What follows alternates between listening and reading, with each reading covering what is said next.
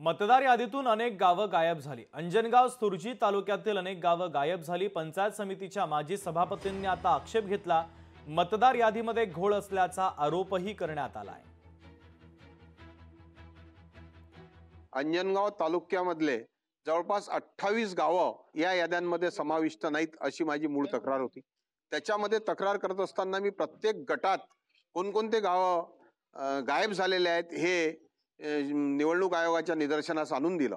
मात्र हे सर्व निदर्शनास आणल्याच्या नंतर जिल्हाधिकाऱ्यांकडे तक्रार करत असताना मी त्यांना सांगितलं की अंजनगाव तालुक्यात जर एवढी गडबड आहे तर निश्चितच अमरावती जिल्ह्यात सुद्धा प्रचंड गडबड असावी। कालपर्यंत 8 ते 14 पर्यंत प्रारूप मतदार यादीवरच्या आक्षेपांचं मर्यादा होती। काल आक्षेपाची मर्यादा संपलेली आहे।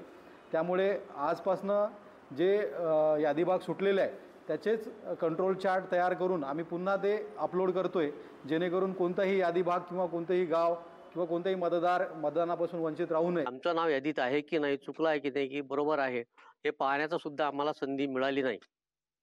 त्यामुळं आम्ही या मतदानापासून वंचित राहू असं आमच्या सर्व गावकऱ्यांची भीती आहे। पूर्णच्या पूर्ण गाव गायब आहे या प्रारूप मतदार यादीमधून आणि हा एक रचलेला कट आहे निवडणूक आयोगाला सोबत घेऊन, असा माझा आरोप आहे। लोकशाही मराठी ऐका, पहा, जागरूक रहा।